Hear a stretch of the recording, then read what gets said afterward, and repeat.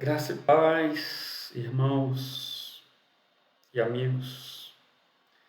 Gostaria de compartilhar com vocês parte da nossa leitura diária, que se encontra em Lucas, capítulo 8, do verso 5 até o 15, que trata da parábola do semeador. Ele diz assim: Eis que o semeador saiu a semear. E ao semear, uma parte caiu à beira do caminho, foi pisada e as aves do céu a comeram. Outra caiu sobre a pedra e, tendo crescido, secou por falta de umidade. Outra caiu no meio dos espinhos e estes, ao crescerem com ela, a sufocaram. Outra, afinal, caiu em boa terra, cresceu e produziu assento por um. Dizendo isto, clamou: Quem tem ouvidos para ouvir, ouça. E os seus discípulos o interrogaram, dizendo: Que parábola é esta? Respondeu-lhes Jesus: A vós outros é dado conhecer os mistérios do reino de Deus. Aos demais fala-se por parábolas, para que vendo não vejam e ouvindo não entendam. Aqui nós já temos um mistério sendo revelado, que é a diferença de tratamento e de compreensão que há entre a multidão e os discípulos de Cristo. Independente da sua vertente soteriológica, como você crê a respeito da salvação de Deus, se você é arminiano, se você é calvinista, e aqui muitos calvinistas vão usar esse versículo para dizer que Deus tem os seus predestinados, né, antes da fundação do mundo para que fossem salvos.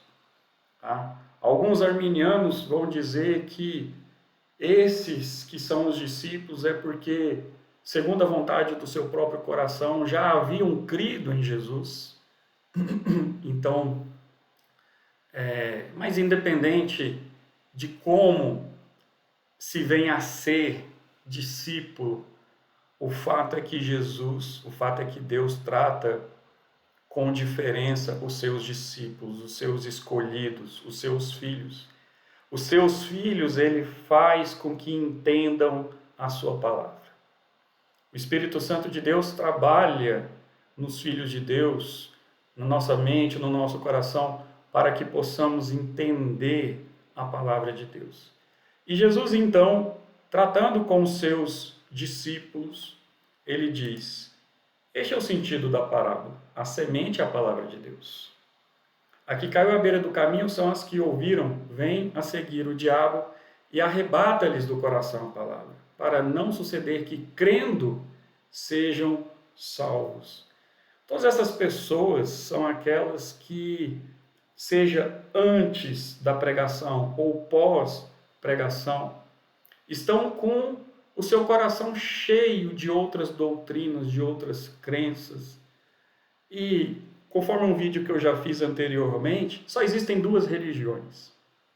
De fato, só existem dois tipos de religião.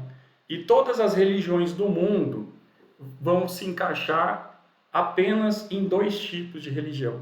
Existe a religião que segue a Deus, o Deus dos cristãos, o Deus judaico-cristão que se manifestou desde Gênesis para Adão. Existem as religiões cristãs que, portanto, seguem o Deus do cristianismo, e as outras religiões, que é o segundo tipo, aonde o homem, ele é o Deus de si mesmo. As outras divindades são materializações, são corporificações de um Deus que é o próprio ser humano. Os outros ídolos, as outras divindades, são corporificações daquilo que o ser humano deseja, ou são um meio pelo qual o ser humano alcança os seus objetivos egoístas e egocêntricos. É o que a Bíblia chama de idolatria. Então, essas pessoas que estão nessas outras religiões, o Evangelho entra em confronto e diz: olha, você não é Deus de si mesmo. Você é um pecador que necessita de salvação, que precisa do Cristo Salvador. E aí essas pessoas já tem no coração delas as doutrinas, as mentiras de Satanás, para que elas não acreditem no Evangelho, para que não sejam salvas, conforme 2 Coríntios capítulo 4, verso 4. Que o Deus deste século cegou o entendimento dos incrédulos. Satanás, ele já cegou, não é que ele vai cegar, ele já cegou o entendimento dos incrédulos com as suas várias outras filosofias diferentes do Evangelho, com seus vários outros ensinamentos mentirosos a respeito de Deus, da criação, da vida eterna, da vida vindoura. E Jesus fala, essas pessoas que já não recebem no primeiro momento, são essas em que a semente caiu no meio do caminho, ou seja, elas não chegam nem a nascer. Essa semente não chega nem a nascer, porque é um coração que está completamente fechado e cheio de outras doutrinas, de outros ensinamentos. E ele continua, a que caiu sobre a pedra são os que, ouvindo a palavra, a recebem com alegria. Estes não têm raiz, creem apenas por algum tempo e na hora da provação se desviam.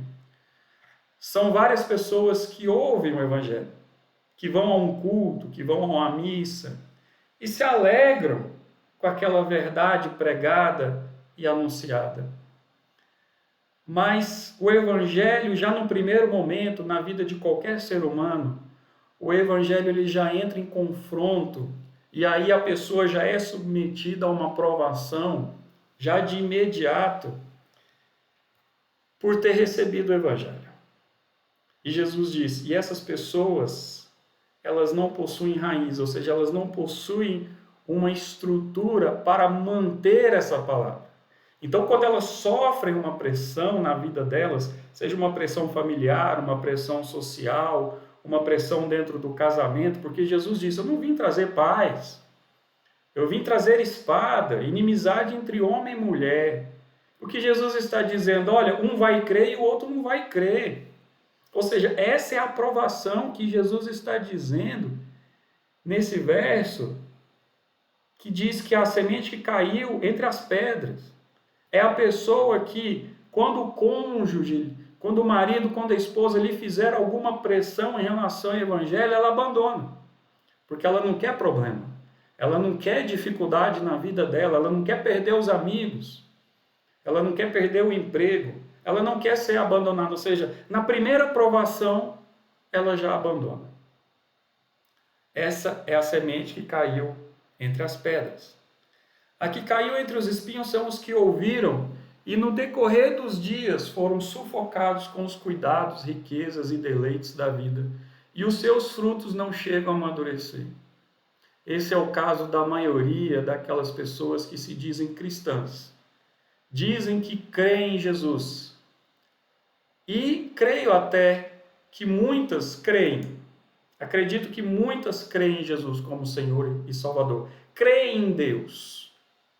Mas no coração delas, o Evangelho sofre uma concorrência de igual para igual com os cuidados, riquezas e deleites dessa vida.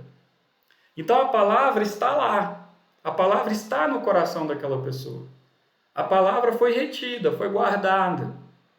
O problema é que no coração dessa pessoa também há os cuidados, as riquezas e os deleites da vida possuem a mesma importância, possuem a mesma prioridade. Quando não, que essa vida possui uma importância maior. E a pessoa fica correndo atrás dos cuidados, das riquezas, dos deleites, de tudo aquilo que a vida pode fornecer para ela. Do mestrado, do doutorado, do carro do ano, da viagem internacional, da viagem para a Europa. Ou seja, na vida dessa pessoa, as questões dessa vida têm a mesma relevância do que as questões eternas. Ou às vezes, as questões dessa vida possuem até maior importância, fazendo com que as questões de vida eterna, as questões do Evangelho, os mandamentos do Senhor não tenham prioridade na vida dessa pessoa. E aí é o que Jesus disse, os seus frutos não chegam a amadurecer, ou seja, os seus frutos não chegam a atingir o propósito, que é uma mudança de vida, que é o arrependimento, que é a santificação, que é o abandono da prática de pecados, porque essa pessoa está muito ocupada com a sua própria vida, essa pessoa está muito ocupada em buscar as riquezas, os deleites, os cuidados, os melhores salários, os melhores prazeres. E isso entra em concorrência com o Evangelho, com a palavra de Deus, de modo que esse Evangelho não chega a frutificar no coração dessa pessoa. Porque está em concorrência. Os espinhos significam essa concorrência. É aquele que rouba o tempo, que rouba os recursos, que rouba a energia que seria gasta, que deveria ser gasta com o Evangelho, que deveria ser gasta amando a Deus, amando o próximo, se arrependendo, mudando de vida, abandonando pecados, tendo uma vida de penitência, tendo uma vida de abnegação, de negação de si mesmo. Jesus diz: quer ser meu discípulo, negue a si mesmo. Nega a si mesmo. Agora, aqueles que não negam a si mesmo, não vão negar a si mesmo os cuidados, as riquezas, os prazeres dessa vida. Pelo contrário, vão correr atrás deles, vão gastar o seu tempo, o seu dinheiro, a sua vida, correndo atrás dessas coisas. De modo que a palavra que está no coração dela e que ela diz acreditar, não produz os frutos que deveria produzir. E a que caiu na terra boa são os que, tendo ouvido de bom e reto coração, retêm a palavra. Estes frutificam com perseverança. O bom solo são os corações que o Espírito Santo de Deus preparou para receber a palavra, para que a palavra gere no coração deste homem, dessa mulher, o reino de Deus. Ou seja, o bom solo é aquele que permite com que a palavra reine, com que a palavra governe a sua vida. Agora, essa pessoa que é o bom solo, os seus interesses, o seu objetivo de vida é guiado, a sua vida é guiada pela palavra de Deus. A palavra de Deus é que diz quais frutos essa pessoa vai produzir, o que ela vai correr atrás nessa vida, que é de fazer a vontade de Deus, de amar a Deus, de amar ao próximo, de amar o Evangelho, de proclamar o Evangelho, o amor e o perdão que nós temos em Cristo Jesus. Não significa que ela abandonou completamente a sua vida ou se tornou irresponsável com as suas obrigações, mas significa que a sua vida agora é direcionada, é guiada pela palavra de Deus. E não somente hoje, mas todos os dias. Por isso que Jesus diz que produzirá frutos com perseverança, ou seja, porque não será em alguns dias, ou não será em apenas um dia, mas será para sempre, até que Jesus volte, ou até que essa pessoa morra e se encontra com o Senhor Jesus na glória. Então, que possamos orar e clamar a Deus para que o Espírito Santo nos transforme nessa terra boa, para que a palavra de Deus em nós venha produzir os frutos que Deus espera. E se você é esse cristão que tem percebido que a sua vida está cheia de espinhos que impedem que a palavra de Deus gere os frutos, então ore a Deus para que Deus te transforme na terra boa e que os cuidados, os prazeres, os objetivos dessa vida passageira não façam concorrência no seu coração em relação à palavra que você tem ouvido, mas que você seja uma terra boa onde a palavra de Deus consiga entrar e produzir os frutos que se espera, que são uma vida de transformação, uma vida de libertação de pecados, de arrependimento, uma vida de amor a Deus, de amor ao próximo, uma vida de paz, de reconciliação. uma vida de intimidade com Deus, de amor a Deus acima de todas as coisas. Que essa vida terrena e passageira, que os cuidados sejam aqueles apenas os necessários para que possamos viver uma vida digna diante do Senhor. E não uma vida de correr atrás de prazeres, de tudo aquilo que essa vida pode oferecer, de todos os mestrados, doutorados e viagens e apartamentos e carros que um dia poderíamos ter. Não! Isso é ilusão. Se o seu coração está contaminado por essas coisas, se essas coisas têm feito concorrência no seu coração face ao evangelho que você aprendeu, que você ouviu, ore a Deus para que você saia desse estado. Ore ao Espírito Santo de Deus para que ele torne você uma terra boa, para que o Espírito Santo de Deus nos conforme à imagem e à semelhança do seu Filho, do Senhor Jesus Cristo, nosso Senhor e Salvador. Que Deus te abençoe, que Deus te guarde. Que o Senhor faça resplandecer a luz da verdade dele sobre a sua mente, sobre o seu coração, em nome de Jesus.